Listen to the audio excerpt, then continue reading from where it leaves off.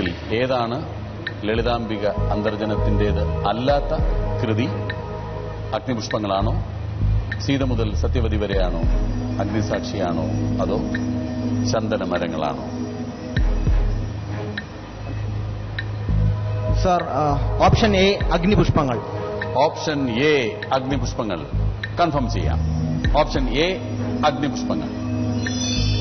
അഗ്നിസാക്ഷി ലളിതാംബിക അന്തർജനത്തിൻ്റെതാണ്. സീത മുതൽ സത്യവതി വരെയും അതിന് ചന്ദനമരങ്ങളും മാഡത്തിന്റെ തന്നെയാണ്. ഇതും രണ്ട് സീത മുതൽ സത്യവതിയും സത്യവതി വരെയും അഗ്നിപുഷ്പങ്ങളാണ്. ചെറിയ കൺഫ്യൂഷൻ ഉണ്ടായിരുന്നത്. അഗ്നിപുഷ്പം. ഓക്കെ, നമുക്ക് പച്ചക്കുതിരയോട് ചോദിക്കാം. പച്ചക്കുതിര, ഏതാണ് ശരിയായ ഉത്തരം?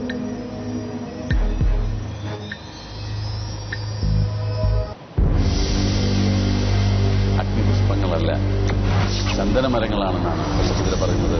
ചന്ദനമരങ്ങൾ കമല സുരയ്യയാണ് ചന്ദനമരങ്ങൾ എഴുതിയത്. ബാക്കിയെല്ലാം അഗ്നിപുഷ്പങ്ങളും അഗ്നിസാക്ഷിയും സീത മുതൽ സത്യവതി വരെ എല്ലാം ലളിതാംബിക അന്തർജനത്തിന്റെ കൃതികളാണ്. ചന്ദനമരങ്ങളാണ് കമല സുരയ്യ എഴുതിയത്. അപ്പോ ചെറിയ ഒരു ഓർമ്മ പെശകിൽ വന്നുപോയ തകരാറാണ്. അപ്പോൾ ഒരു ഹോപ്പ് ഹഡിൽ സമയത്താണ് ഈ ഒരു വീഴ്ച പറ്റിയതും. അതുകൊണ്ട് 64 എന്നുള്ളത് 32,000 ചുരുങ്ങുകയും ചെയ്തിട്ടുണ്ട്. എങ്കിലും വളരെ ആത്മവിശ്വാസത്തോടുകൂടി ഓരോ ഉത്തരങ്ങളും പറഞ്ഞതിന് പ്രത്യേക അഭിനന്ദനം ഞാൻ അറിയിച്ചോളട്ടെ. ഉമാമഹേശ്വരൻ വന്നതിനും പങ്കെടുത്തതിനും വളരെ സന്തോഷം. സാറുമായിട്ട് ഒരു വേദി പങ്കിടാൻ കഴിഞ്ഞതും വളരെയധികം ഒരു ഭാഗ്യമായിട്ട് കരുതുന്നു. വളരെ സന്തോഷം അത് കേട്ടതിന്. ഇനിയും ഒരുപാട് മേഖലകളിൽ വ്യാപരിക്കാൻ കഴിയട്ടെ. അച്ഛനെ മാതൃകയായി മനസ്സിൽ കണ്ടുകൊണ്ട് തന്നെ, അച്ഛന്റെ ഉപദേശങ്ങൾ കേട്ടുകൊണ്ട് തന്നെ ഇനിയും കൂടുതൽ കൂടുതൽ മേഖലകളിൽ ഉമാമഹേശ്വരന്റെ പ്രവർത്തനങ്ങൾ വ്യാപിപ്പിക്കട്ടെ എന്നാണ് എന്റെ പ്രാർത്ഥന. അച്ഛന്റെ ദീർഘായുസിനു വേണ്ടിയും നമുക്ക് പ്രാർത്ഥിക്കാം. വളരെ നന്ദി പങ്കെടുത്തതിന്. ദുബായ് ഗോൾഡ് സുഖം നൽകുന്ന 32,000 രൂപയ്ക്കുള്ള സ്വർണ്ണാഭരണങ്ങൾ സമ്മാനമായിട്ട് ഞാൻ ഏൽപ്പിക്കുകയാണ്.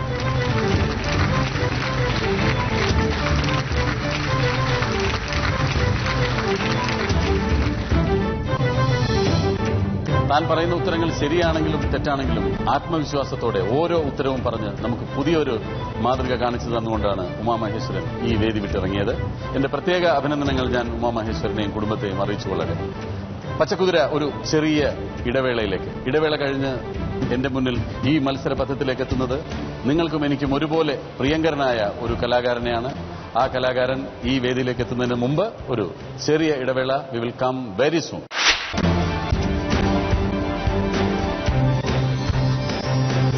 പച്ചക്കുതിരയുടെ ഈ മത്സര പഥത്തിലേക്ക് എത്തുന്നത് എനിക്കും നിങ്ങൾക്കും പ്രിയപ്പെട്ട ഒരു കലാകാരനായിരിക്കുമെന്ന്. അതെ, എന്നെയും നിങ്ങളെയും ഒരുപാട് പൊട്ടിച്ചിരിപ്പിച്ചിട്ടുള്ള, ഒരുപാട് വേദികളിലും നിരവധി സിനിമകളിലും നമ്മളെ രസിപ്പിച്ച, നമ്മുടെ എല്ലാം പ്രിയപ്പെട്ട ആ കലാകാരനെ ഞാൻ പച്ചക്കുതിരയുടെ വേദിയിലേക്ക് ആനയിക്കട്ടെ. The one and only Kottayam Naseer.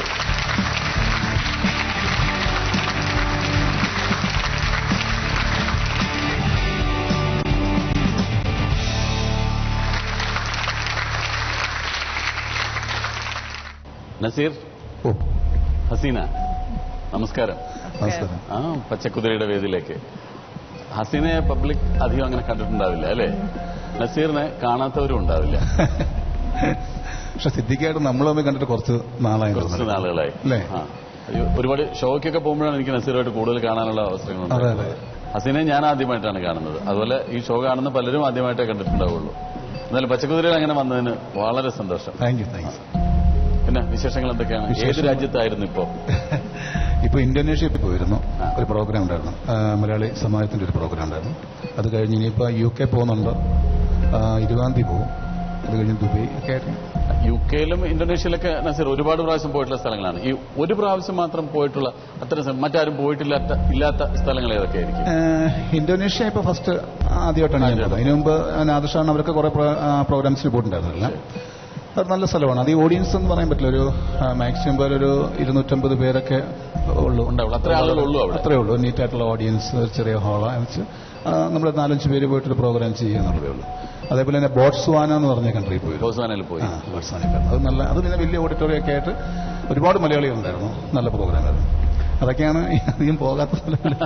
ഇനി പോകാത്ത സ്ഥലങ്ങളാണ് നമുക്ക് കണ്ടുപിടിക്കേണ്ടത് അല്ലേ? പോകണം, ഇനിയുണ്ട്. ജപ്പാൻ, റഷ്യ കിടക്കുന്നു, പോകാൻ കിടക്കുന്നു. എല്ലാ സ്ഥലത്തും പോകാൻ സാധിക്കട്ടെ. ഇതൊക്കെയാണ് ഒരു ഭാഗ്യം എന്ന് പറയുന്നത് അല്ലേ? ഒരു കലാകാരന് മാത്രം കിട്ടുന്ന ഭാഗ്യമാണ്. നമ്മളെ കാണാൻ ഒരുപാട് പേര് മോഹിച്ചിരിക്കുന്നു, നമ്മൾ പറയുന്നത് കേൾക്കാൻ എന്റർടൈൻ ചെയ്യുന്ന ആളുകൾക്ക് മാത്രം കിട്ടുന്ന പ്രത്യേകതയാണ്. തീർച്ചയായിട്ടും അതൊരു വലിയ അനുഗ്രഹമാണ്. അത് കാര്യം നമുക്ക് വേറെ എന്താ പറയാ, പ്രത്യേകിച്ച് അങ്ങനെ പൈസ മുടക്കില്ല. അവരെടുക്കുന്ന ടിക്കറ്റ്, അവരെടുക്കുന്ന താമസം, പിന്നെ ഇങ്ങോട്ട് പൈസ മേടിച്ചിട്ട് ഫ്രീ ആയിട്ട് പ്രോഗ്രാം സ്ഥലം കാണാം, പ്രോഗ്രാം ചെയ്യാം. അത് വലിയ അനുഗ്രഹമാണ്. പുതിയ പുതിയ ആൾക്കാരെ പരിചയപ്പെടാം, പുതിയ പുതിയ സ്ഥലങ്ങൾ കാണാം എന്നൊക്കെ പറയുന്നതിന്റെ അതിന്റെ ഒരു വശമാണ്. അതിന്റെ ഒരു ഭയങ്കര പ്ലസ് ആണ്. ഒപ്പം അവിടെ ചെന്ന പ്രോഗ്രാം അവതരിപ്പിക്കുന്നവരെ നസീർ അനുഭവിക്കുന്ന ഒരു മാനസിക സംഘർഷമില്ലേ അല്ലേ?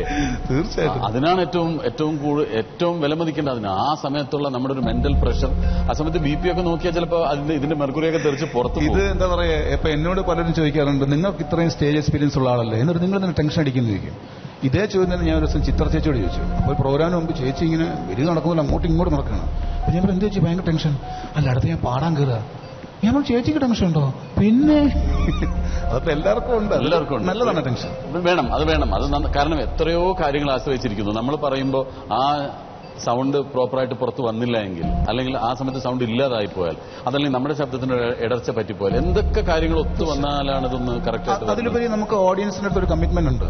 കാരണം അവർ നമ്മളിൽ നിന്ന് ഒരുപാട് പ്രതീക്ഷിക്കുന്നു. ആ പ്രതീക്ഷ നമ്മൾ തെറ്റിക്കാൻ പാടില്ല. കാര്യം ഓരോ പ്രാവശ്യവും ഈ പറഞ്ഞ ഉയരം കൂടുന്നതനുസരിച്ചിട്ട് വീഴ്ചയുടെ ആഘാതം കൂടുന്ന പറഞ്ഞ പോലെ ആ ഒരൊറ്റ പ്രോഗ്രാം പൊളിഞ്ഞാൽ മതി. അപ്പൊ തന്നെ ആൾക്കാർ നമ്മളെ അയാളുടെ സ്റ്റോക്ക് കഴിഞ്ഞു കേട്ടോ, അയാള് ലാസ്റ്റ് എന്ന് പറയും. അത് പറയിപ്പിക്കാതിരിക്കാനുള്ള ടെൻഷനാണ് ശരിക്കും. അതെ, അപ്ഡേറ്റ് ചെയ്യാന്ന് പറയുന്നതാണ് ഏറ്റവും വലിയ കാര്യം. ഈ ചിത്രയുടെ കാര്യം പറഞ്ഞപ്പോൾ ചിത്ര ഇതുപോലെ നമ്മളെല്ലാവരും കൂടെ കോഴിക്കോട് സംഗീത സംഗമം നടത്തിയ സമയത്ത് അപ്പൊ ഞങ്ങളൊക്കെ പാടുന്നുണ്ട്. അപ്പൊ ദാസേട്ടനൊക്കെ ഇരിക്കുന്നുണ്ട്. അപ്പൊ ഞാൻ ചിത്രയെടുത്ത് പറഞ്ഞു, വേറെ ആരും ഇല്ലായിരുന്നെങ്കിൽ നമുക്ക് ഇത്ര ടെൻഷൻ ഒന്നുമില്ല. ഇത് ദാസേട്ടന്റെ മുമ്പിലൊക്കെ നിന്ന് പാടുക എന്നുള്ളതാണ് ഏറ്റവും വലിയ ടെൻഷൻ. അപ്പൊ ചിത്ര പറഞ്ഞത്, ഞാനിത് എത്രയോ കൊല്ലമായിട്ട് അനുഭവിച്ചുകൊണ്ടിരിക്കുന്നു, ദാസേട്ടന്റെ മുമ്പിലല്ലേ സ്ഥിരമായിട്ട് പാടുന്നത് എന്ന് പറഞ്ഞ് എപ്പോഴും ഉണ്ടാവും കലാകാരൻ ആ ഒരു മെന്റൽ സ്ട്രെസ് ഒരുപാടുണ്ടാവും. അപ്പൊ ഞങ്ങളൊക്കെ അങ്ങനെ ഒരുപാട് ടെൻഷൻ അനുഭവിക്കുന്ന ആളുകളാണ്. അപ്പൊ നസീർ വീട്ടിലൊക്കെ വന്നു കഴിഞ്ഞാൽ നല്ല റിലാക്സ്ഡ് ആണല്ലോ അല്ലേ? അങ്ങനെ വേണം, എപ്പോഴും നല്ല സന്തോഷം കൊടുക്കണം. മക്കൾ ഏത് ക്ലാസ്സിലൊക്കെ ആയി? നൗഫൽ, നിഹാൽ മൂത്താള് 7th തേർഡ് സ്റ്റാൻഡേർഡ്, രണ്ടാമത്തെ ആള് നൗഫൽ. ഓക്കെ. അപ്പൊ അങ്ങനെ സന്തുഷ്ട കുടുംബജീവിതമാണ്. ഉടനെ ഒരു പെൺകുട്ടിയും കൂടെ വേണം, എന്നാലാണ് ഒരു കുടുംബം അങ്ങോട്ട് പൂർണ്ണമാവുള്ളൂ. രണ്ടാൺമക്കൾ പോലെ എനിക്കും രണ്ടാൺമക്കളും ഒരു പെൺകുട്ടിയാണ്. മോള് വന്നതിന് ശേഷമാണ് എനിക്കും കുറച്ചുകൂടെ ഒരു എന്താ പറയുക ഒരു സന്തോഷം കൂടിയത്. പെൺകുട്ടികളുടെ അടുത്ത് നിന്നായിരിക്കും എപ്പോഴും അതിന്റെ ഒരു വിഷമമുണ്ട്. പക്ഷെ ഞാൻ പറയാറുണ്ട്, ആൺകുട്ടിയായാലും പെൺകുട്ടിയായാലും ദൈവം അനുഗ്രഹിച്ചിട്ട് ഒരു അസുഖം വരുത്താതെ ആയുസ്സും ആരോഗ്യം തന്നാൽ മതി. എങ്ങനെയായാലും അതേ പ്രാർത്ഥനയുള്ളൂ. അപ്പൊ ഈ പച്ചക്കുതിരയുടെ രീതികളൊക്കെ അറിയാലോ അല്ലേ? ഐശ്വര്യം കൊണ്ടുവരുന്ന ഒരു തുമ്പിയാണ് പച്ചക്കുതിര. നമ്മുടെ ശരീരത്തിൽ പറന്നു വന്നിരുന്നാൽ ഐശ്വര്യം വരുമെന്നാണ് പറയുന്നത്. അപ്പോൾ ഒരുപാട് ഐശ്വര്യങ്ങളും സമ്മാനങ്ങളും ദുബായ് ഗോൾഡ് സൂക്ക് നൽകുന്ന 2 ലക്ഷം രൂപയ്ക്കുള്ള സ്വർണ്ണാഭരണങ്ങൾ സമ്മാനമായിട്ട് ഞാനിങ്ങനെ കരുതി വെച്ചിട്ടുണ്ട്. അതിനനുസരിച്ച് ഇങ്ങനെ ഓരോ ചോദ്യങ്ങൾക്ക് ഉത്തരം പറഞ്ഞതനുസരിച്ച് ഞാനിങ്ങനെ തന്നുകൊണ്ടിരിക്കും. ഈ പ്രോഗ്രാം വരുമ്പോൾ ശരിക്കും പറഞ്ഞാൽ ടെൻഷൻ ഉണ്ടെന്ന് അറിയാം. മറ്റുള്ള ഷോയ്ക്ക് പോകുന്ന പോലെയല്ല. മറ്റുള്ള പ്രോഗ്രാമിൽ നമ്മൾ പോയിട്ട് നമ്മൾ ചെയ്യാൻ അറിയാവുന്ന മിമിക്രിയൊക്കെ കാണിച്ചിട്ട് പോന്നാൽ മതി. ഇതിപ്പോൾ ആൾക്കാർക്ക് നമ്മുടെ വിദ്യാഭ്യാസ വിവരത്തെക്കുറിച്ച് വലിയ ബോധമില്ല. അവർ വിചാരിക്കും നമുക്കൊക്കെ വലിയ അറിവുള്ള ആളായിരിക്കുന്നതാണ്. ഇതായിരിക്കും പൊളിയിൽ നിന്ന് തിരിച്ചാണെങ്കിലോ ആണെങ്കിൽ രക്ഷപ്പെട്ടു. എല്ലാവരും വിചാരിച്ചിരിക്കുന്ന നസീർ ഇങ്ങനെ മിമിക്രിയൊക്കെ കാണിച്ചു നടക്കുന്ന ആളാണ്, വലിയ വേറെ വിദ്യാഭ്യാസം വിവരമൊന്നുമില്ല എന്ന് വിചാരിച്ചിരിക്കുന്ന ആളുകളുടെ മുമ്പിൽ നമ്മൾ ഉത്തരം കൊടുക്കുമ്പോൾ ഇവന് കാര്യങ്ങൾ അറിയാമല്ലേ, നല്ല വിദ്യാഭ്യാസമുള്ള ആളാണല്ലേ എന്നൊരു തോന്നൽ കിട്ടിയാൽ അതും വലിയ കാര്യം. അതാണ് നസീർ പുറത്തു വരാൻ പോകുന്നത്. അതാണ് നസീറിന്റെ അറിവുകളാണ് ഞാൻ പുറത്തു കൊണ്ടുവരാൻ പോകുന്നത്. അപ്പോൾ അങ്ങനെ ഉണ്ടാവുള്ളൂ. നസീറിനെ കുറിച്ചുള്ള ഒരു ഇമേജ് മാറാൻ പോവുകയാണ്. അപ്പോൾ ആദ്യത്തെ ചോദ്യത്തിലേക്ക് കിടക്കാം. നിറഞ്ഞ പ്രാർത്ഥനയോടെ എല്ലാ ചോദ്യങ്ങൾക്കും ഉത്തരം പറയാൻ കഴിയട്ടെ എന്ന പ്രാർത്ഥനയോടെയാണ് ഞാൻ ആദ്യത്തെ ചോദ്യത്തിലേക്ക് കിടക്കുകയാണ്. ദുബായ് ഗോൾഡ് സൂക്ക് നൽകുന്ന 1000 രൂപയ്ക്കുള്ള സ്വർണ്ണാഭരണങ്ങൾ സമ്മാനമായി നൽകിക്കൊണ്ടിത് പച്ചക്കുതിര. ആദ്യത്തെ ചോദ്യം, ബെല്ലാരി ഏത് സംസ്ഥാനത്താണ്? Pachakuthira options: A Andhra Pradesh, B Karnataka, C Orissa, D Maharashtra. Your time begins now. 30 second ഉണ്ട്. ബെല്ലാരിയെ കുറിച്ചൊക്കെ നസീറിന് അറിയാൻ സാധിക്കും. നസീർ അവിടെ പോയിട്ടുണ്ടാവും. ഏത് സംസ്ഥാനത്താണ്? ഇതിനേക്കാളും പെട്ടെന്ന് ഓർമ്മ വരുന്നത് ഒരു സിനിമയുടെ വെച്ചിട്ടാണ്. അത് 30 സെക്കൻഡുള്ള ഉത്തരം പറഞ്ഞിട്ട് നമുക്ക് അതിലേക്ക് പോവാം. ബി കർണാടക. ബി കർണാടക ഞങ്ങൾ കൺഫേം ചെയ്യും. എന്താണ് ബെല്ലാരി കർണാടകയിലാണെന്ന് പറയാൻ കാര്യം? അത് ബെല്ലാരി രാജ എന്ന് പറഞ്ഞിട്ട് പോത്ത് കച്ചവടക്കാരൻ, കർണാടകയിലുള്ള ബെല്ലാരി എന്ന സ്ഥലത്തൊരു പോത്ത് കച്ചവടക്കാരൻ വരുന്നുണ്ടെന്ന് അതിൽ രാജചേട്ടൻ പറയുന്നുണ്ട്. പേര് ബെല്ലാരി രാജ. മറ്റേ പടത്തിൽ രാജമാണിക്യം. അപ്പൊ അതാണ് ഓർമ്മ അല്ലേ? അതാണ് കാര്യം. അങ്ങനത്തെ ചില സംഭവങ്ങൾ നമ്മുടെ പെട്ടെന്ന് മനസ്സിൽ കയറും. കാര്യം ആ ക്യാരക്ടർ അത്രയും ഒരു ഗംഭീര ക്യാരക്ടർ നമുക്കടെ. അപ്പൊ അതിന്റെ ഒരു ഇൻട്രൊഡക്ഷനും അത് പറയുന്നതൊക്കെ കേട്ടിട്ട് അത് ഓർമ്മയിലുണ്ടായിരുന്നു. അത് ഇമിറ്റേറ്റ് ചെയ്യാൻ അറിയാമോ? ചെയ്യാറുണ്ട്. അതിലൊരു വളരെ ടച്ചിങ്സ് ആയിട്ടൊരു സീനുണ്ട്. കാരണം ഏതെങ്കിലും ഒരു ഭാഷയെ ബേസ് ചെയ്ത് നമ്മൾ അഭിനയിക്കുമ്പോൾ ഇപ്പൊ ഹ്യൂമറൊക്കെ പറയാൻ എളുപ്പമായിരിക്കും, നോർമലായിട്ടുള്ള സംഭാഷണങ്ങളൊക്കെ. പക്ഷെ സെന്റിമെന്റ്സ് ആ ഭാഷയുടെ ഭംഗി ഒട്ടും കളയാതെ തന്നെ പറയാന്നുള്ള ഒത്തിരി ബുദ്ധിമുട്ടാണ്. സെന്റിമെന്റ്സ് പറയുമ്പോൾ ചിലപ്പോൾ അതിൽ വിട്ടുപോകാം. തിരുവനന്തപുരത്ത് ഇപ്പൊ ഉപയോഗിച്ചിരിക്കുന്ന ആ ഒരു സ്റ്റൈല്, ആ ഭാഷ വെച്ചിട്ടൊരു സെന്റിമെന്റ്സ് നമുക്ക് ചിന്തിക്കാൻ പറ്റില്ല. നമ്മൾ കോമഡി ആയി പോകുന്നൊരു പേടിയുണ്ട്. പക്ഷെ അതിന് നമുക്ക് അത് ഗംഭീരമായിട്ട് ചെയ്തിട്ടുണ്ട്. ഞാൻ പറയാം. ഞാരാന്നറിയണമല്ലേ, എന്തിനാന്നറിയണമല്ലേ? ഒരു പായരാത്രിക്ക് ഒരു മണിയളവാല് മുട്ടിയപ്പോഴാണ് ഞാൻ ഈ ചോദ്യം ആദ്യം കേൾക്കണം. നീ ആരാണ്, നിനക്ക് എന്തിനു വേണമെന്നൊക്കെ. ഞാൻ പറഞ്ഞു എനിക്ക് എന്റെ അമ്മേനെ കാണണം. അപ്പൊ അമ്മ പറഞ്ഞു ഈ മോനെ അറിഞ്ഞുകൂടും, അതോടെ തീർന്നു കിട്ടി ഊരും പേരുമൊക്കെ. എന്തിനാണ് നോക്കണത്? ഞാൻ അമ്മ പറഞ്ഞല്ലോ ഇതൊന്നും വേണ്ട. ഈ നിൽക്കണ മനുഷ്യണ്ടല്ല, എന്താ കിട്ട പേരാണ് മാണിക്യം, രായമാണിക്യം.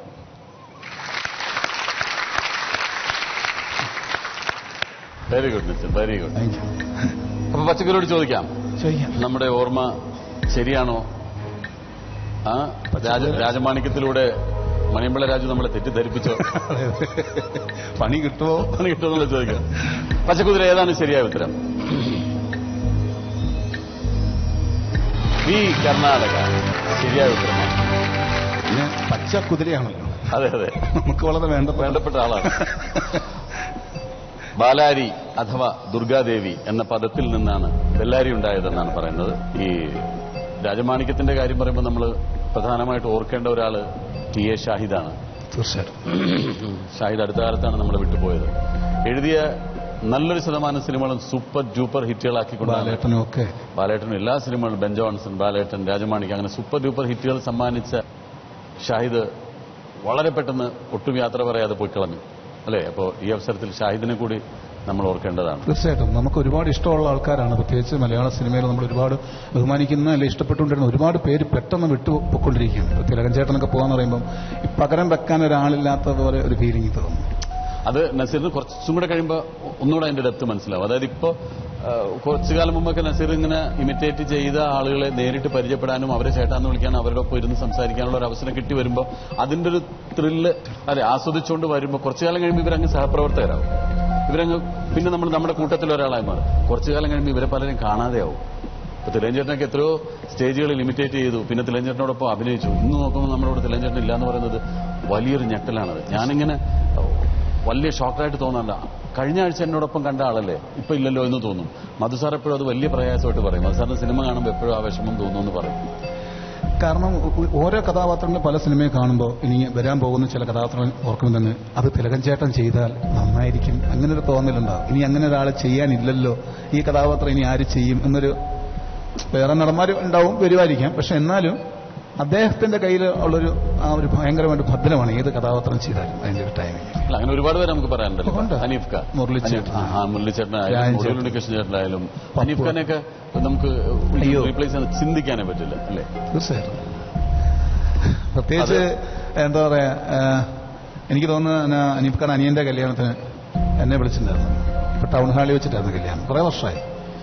അപ്പോ എന്നെയും മൂപ്പരുടെ കണ്ടിട്ട് എടാ എല്ലാവരും ചോദിക്കും നമ്മളെ പ്രദേശത്താണെന്നോ, നീ എന്റെ അനിയനാണെന്നോ ചോദിക്കുന്നില്ല. എന്റെ കെട്ടിപ്പിടിച്ചിട്ട് ഫോട്ടോ എടുക്കാൻ ഭയങ്കര ഇഷ്ടമായിരുന്നു. എനിക്ക് ഒരു സ്നേഹത്തിന്റെ ഉടമയായിരുന്നു. ഞാൻ ഡബ് ചെയ്ത പടം അറിയാം, ശരിക്കൊക്കെ അറിയാം. അറിയില്ല. എന്തിരൻ സിനിമ രജനീകാന്തിന്റെ തമിഴ് ഞാൻ ഡബ് ചെയ്തിരിക്കുന്നത്. അതും ചെയ്തു. പിന്നെ എന്താണ് മദിരാശിപ്പട്ടണം എന്ന് പറഞ്ഞ സിനിമ ഉണ്ടായിരുന്നു തമിഴ്. അതുകൊണ്ട് 21 സീനുകളുണ്ടായിരുന്നു. ഞാൻ ഫുൾ ഡബ്. മദിരാശിപ്പട്ടണത്തിൽ വലിയ റോളാണ് അത്. ഞാൻ ഫുൾ ഡബ് ചെയ്തിരിക്കുന്നു. അതൊരു പുതിയ അറിവാണ്. പച്ചക്കുതിരയുടെ പ്രേക്ഷകരും അറിയട്ടെ അങ്ങനെ ഒരു കാര്യം. ഞാൻ ഹനീഫ് ഖാൻ മരിക്കുന്നതിന് മുമ്പ് ബാബുച്ചേട്ടൻ എന്നെ ഇടവേള ബാബുച്ചേട്ടൻ പറഞ്ഞു നീ ഒന്ന് വിളിച്ചേര് സുഖമില്ലാണ്ടിരിക്കാന്നൊക്കെ പറഞ്ഞപ്പോൾ ഞാൻ വിളിച്ചിരുന്നു ദിവസം. അപ്പോൾ ഒരുപാട് കാര്യങ്ങൾ സംസാരിച്ചപ്പോൾ എന്നോട് പറഞ്ഞു കുഴപ്പമൊന്നുമില്ലടാ, അതിപ്പോൾ ഞാൻ ഇറങ്ങും, ഹോസ്പിറ്റലിൽ ഇപ്പോൾ ഉടനെ ഇറങ്ങും. അത് കഴിഞ്ഞ് 2 പടം ഡബ് ചെയ്യാനുണ്ട്. ആ ശങ്കറിന്റെ പടം ഡബ് ചെയ്യാനുണ്ട്. ആ പടം വരുന്നത്. അങ്ങനെ ഓരോരുത്തരായിട്ട് നമ്മളെ വിട്ടുപോകും. ഒരു സമയം വരുമ്പോൾ നമ്മളും പോവും. അപ്പൊ നമ്മളെപ്പറ്റി ഇങ്ങനെ ആളുകൾക്ക് നല്ലത് പറയാനുണ്ടാവട്ടെ, അത് അങ്ങനെ നല്ലത് പറയിപ്പിക്കാൻ വേണ്ടി നല്ലത് ചെയ്യാൻ തോന്നിക്കട്ടെ എന്ന് പ്രാർത്ഥിക്കാം, അല്ലേ? അപ്പൊ ഇനി 2000 രൂപയ്ക്കുള്ള സ്വർണ്ണാഭരണങ്ങൾ സമ്മാനമായി ലഭിക്കേണ്ട രണ്ടാമത്തെ ചോദ്യമാണ് ചോദിക്കാൻ പോകുന്നത്.